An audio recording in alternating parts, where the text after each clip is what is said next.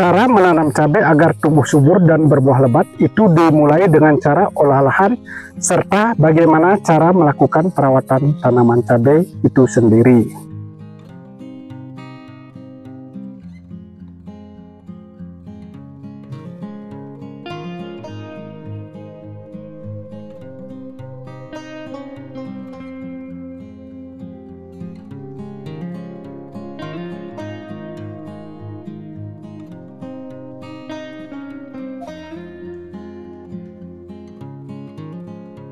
Halo kawan-kawan, kembali lagi dengan Ardana Piti.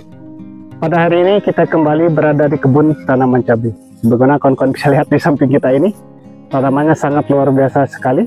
Tanamannya subur, buahnya super lebat. Hari ini kita akan membagikan teknik lagi bagaimana cara melakukan perawatan tanaman cabai agar tanaman cabai itu tumbuh sehat, tumbuh subur, dan berbuah lebat. Ini tentu menjadi keinginan semua para petani. Jika ini bisa dilakukan, maka kita akan mendapatkan keuntungan. Selain tanaman bisa sehat, subur, dan berbuah lebat, tentu tanaman harus mempunyai ketahanan penyakit. Nah, ini yang sangat penting sekali. Jadi apa-apa saja yang harus kita lakukan agar hal tersebut bisa kita dapatkan seperti yang sudah kita sampaikan tadi. Oleh karena itu, ikuti terus videonya, tonton sampai selesai agar tidak gagal paham. Seperti yang sudah kita sampaikan tadi, kita akan membagikan tips atau membagikan cara bagaimana caranya melakukan perawatan tanaman cabai agar tumbuh subur, agar berbuah lebat.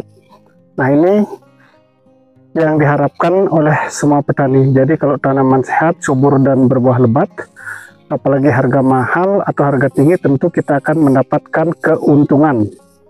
Nah, teknik ini sudah sering kita sampaikan. Yang terpenting adalah cara olah lahan. Nah, cara olah lahan ini sangat menentukan hasilnya, kawan-kawan. Selain cara olah lahan agar tanaman bisa tumbuh subur dan berbuah lebat, kita harus tahu, khususnya bagi para petani cabai, harus tahu kondisi lahan itu. Apakah lahan itu subur atau tidak. Nah, itu tekniknya. Dan yang kedua adalah tahu cara merawat tanaman itu sendiri. Artinya, apa-apa saja yang harus kita berikan, apa saja yang harus kita lakukan agar tanaman itu tetap tumbuh subur dan berbuah lebat. Kita menanam cabai rawit kaliber ini di lahan bekas, bukan lahan baru. Dulunya ini adalah lahan bekas tanaman cabai merah besar atau cabai hijau. Nah, teknik yang kita lakukan cara olah lahannya adalah setelah tanaman cabainya kita bersihkan, baik itu gulma atau rumputnya, serta mulsanya kita bongkar. Nah, kita tidak memakai mulsa yang lama karena mulsa yang lama sudah hancur, makanya kita menggantinya. Nah, setelah semuanya bersih, lahan bersih, kita tidak merubah bedengan. Nah, ini kuncinya, kawan-kawan. Kita tidak merubah bedengan. Ini tujuannya agar menghemat biaya. Nah, teknik yang kita lakukan adalah setelah semuanya bersih, seperti yang sudah kita sampaikan tadi, kita melakukan penebaran namanya kapur dolomit. Nah, kita tebar langsung, kawan-kawan, di atas bedengan dengan kapur dolomit. Nah, mengapa kita menebar kapur dolomit? Itu tujuannya agar tanah menjadi baru. Artinya, kalau penebaran kapur dolomit itu bertujuan menaikkan pH dan menyuburkan tanah, kawan-kawan. Nah, setelah kita tebar kapur dolomit, kita menambah namanya pupuk pertipos. Jadi kapur dolomit, pupuk pertipos, dan kita menambah namanya pupuk kandang. Nah, pupuk kandang yang kita gunakan adalah pupuk kandang kotoran ayam. Nah, setelah 3 bahan tersebut kita tebar di atas bedengan, baru kita cangkul lagi bedengan itu dengan maksud agar 3 bahan tersebut tercampur merata di atas bedengan dengan tanah. Dengan demikian, maka kesuburan akan menjadi merata di atas bedengan. Tetapi bagi kawan-kawan yang tidak menggunakan pupuk kandang, itu bisa hanya memberikan kapur dolomit, pertipos, bisa ditambah NPK 15 seperti Ponska, kawan-kawan. Itu tekniknya. Tetapi setelah kita mencangkul semua bahan tersebut di atas bedengan, ini yang perlu diperhatikan cara olah lahan ini. Kita harus melakukan penyiraman dengan E4. Kalau tidak ada E4 bisa menggunakan M21. Nah, disiram di atas bedengan itu secara basah. Nah, mengapa kita perlu melakukan penyiraman E4? Itu tujuannya kita melakukan fermentasi pupuk di bedengan langsung. Nah, itu tekniknya, kawan-kawan. Jadi kalau tidak disiram dengan E4, proses fermentasinya biasanya tidak berjalan bagus, nanti menyebabkan kalau kita menanam cabai biasanya tanaman sangat mudah diserang penyakit, khususnya penyakit layu, kawan-kawan. Nah, setelah kita siram, baru kita rapikan bedengan dan dilakukan penutupan mulsa. Nah, setelah ditutup mulsa, usahakan jangan melakukan pelubangan mulsa. Jadi setelah ditutup dibiarkan. Kalau kita biasanya melakukan pendiaman itu sampai 30 hari. Nah, cukup lama. Nah, inilah proses yang sebenarnya, kawan-kawan. Jadi semakin lama kita diamkan, proses fermentasinya semakin bagus. Nanti hasilnya juga akan bagus. Nah, setelah 30 hari kita buat lubang, kita kocor lagi dengan menggunakan asam umat, trichoderma, dan silika karbon. Nah, dosisnya 3 sendok makan untuk 20 liter air. Kita kocor di lubang tanam.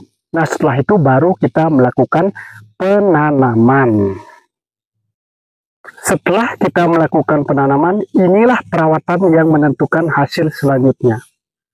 Nah, setelah kita melakukan penanaman, usahakan setelah tanam itu di usia 5 hari, 10, 15, 20 hari paling tidaknya harus dikocor dengan menggunakan pupuk yang mengandung fosfat. Biasa yang kita berikan adalah Mordenful, kawan-kawan. Nah, selain menggunakan unsur yang mengandung fosfat, nah fosfat ini bertujuan untuk merangsang akar. Jadi kalau kita kocor dengan kandungan fosfat, seperti yang kita pakai adalah Mordenful, maka pertumbuhan akarnya cepat. Selain itu kita juga memix dengan asam amino, yaitu pupuk organik. Nah, asam amino ini sangat penting sekali, kawan-kawan, karena biasanya tanaman baru pindah tanam itu mengalami stres sehingga pertumbuhannya agak terhambat. Untuk asam amino biasa kita menggunakan yaitu asam amino dan pupuk cair protein seperti ini. Ini mereknya Premino. Seperti yang sudah kita sampaikan, ini merupakan pupuk organik yang luar biasa sekali. Jadi para petani sudah tidak asing lagi dengan asam amino. Nah, dosis yang kita pakai untuk asam amino Premino ini, kita memakai satu tutupnya ini dimix dengan Mordenful, juga satu tutupnya ini, atau kurang lebih 30 ml. Untuk satu tangki semprot atau 20 liter. Jadi setelah usia seperti yang kita sebutkan sebelumnya, yaitu usia 5 hari, 10, 15, paling tidaknya sampai 20 hari, kita kocor langsung di lubang tanam. Nah, dengan mengocor dengan asam amino dan Mordan, maka pertumbuhannya akan sangat cepat, tidak mengalami stres tanaman itu setelah pindah tanam, kawan-kawan. Itu sangat penting sekali. Selain kita melakukan pengocoran dengan asam amino, seperti yang sudah kita sebutkan tadi, di usia mulai kurang lebih 15 hari, kita juga wajib melakukan pengocoran dengan kalsium dan asam umat.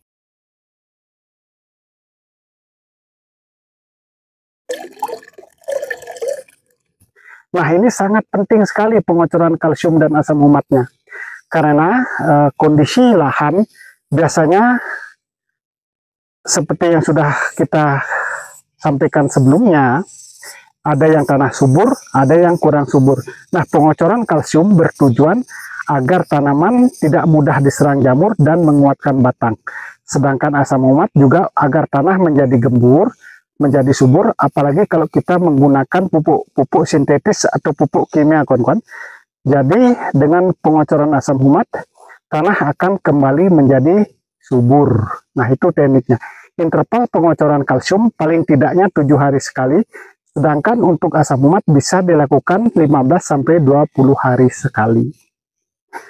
Kalau itu kita lakukan, maka tanaman akan menjadi sehat, menjadi subur. Perawatan selanjutnya yang perlu diperhatikan adalah masalah keriting daun. Jadi keriting daun ini sebelum kena, bagusnya kita melakukan antisipasi penyeprian. Nah, di usia 10 hari wajib kita melakukan penyeprian insektisida. Bisa menggunakan merek dagangnya seperti Apidor. Dimix dengan fungisida. Jadi tujuan kita memix dengan fungisida agar tanaman tetap aman dari serangan jamur. Nah, bisa menggunakan fungisida bispromil nanti di rolling dengan Kopsid 77 atau bahan aktif tembaga hidroksida, kawan-kawan. Itu yang kita lakukan.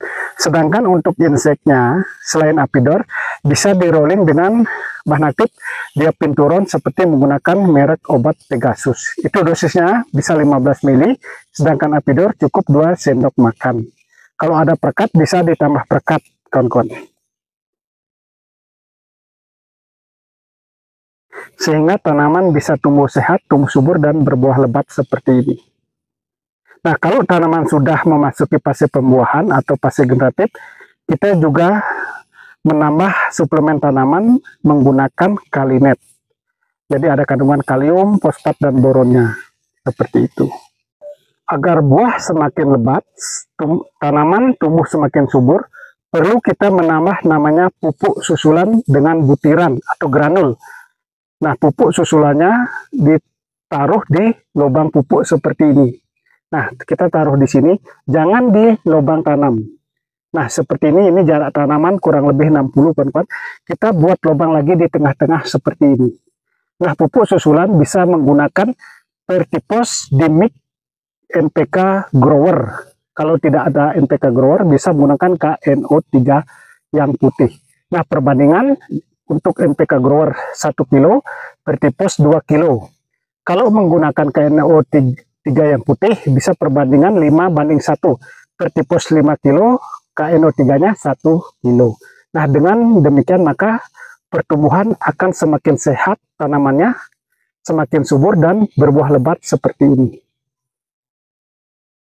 Dalam perawatan tanaman cabai, yang terpenting adalah pengocoran kalsium. Jadi jangan sampai tidak dikocor kalsium, kawan-kawan. Kalau tidak dikocor kalsium, nanti batang tanaman menjadi lembek, tanaman sangat mudah diserang penyakit, khususnya jamur. Seperti kalau tanaman sudah berbuah seperti ini, sangat mudah diserang namanya patek atau antraknosa. Jadi sebelum kena antraknosa, lebih bagus melakukan pencegahan. Seperti yang sudah kita sampaikan tadi, bisa menggunakan fungisida Kopsid 77, atau fungisida yang lain dengan sistem secara di rolling atau dipakai secara bergantian. Nah, terima kasih kawan-kawan yang sudah menyimak video ini. Semoga apa yang kita sampaikan bisa bermanfaat dan semoga kedepannya kita menjadi sukses sama-sama.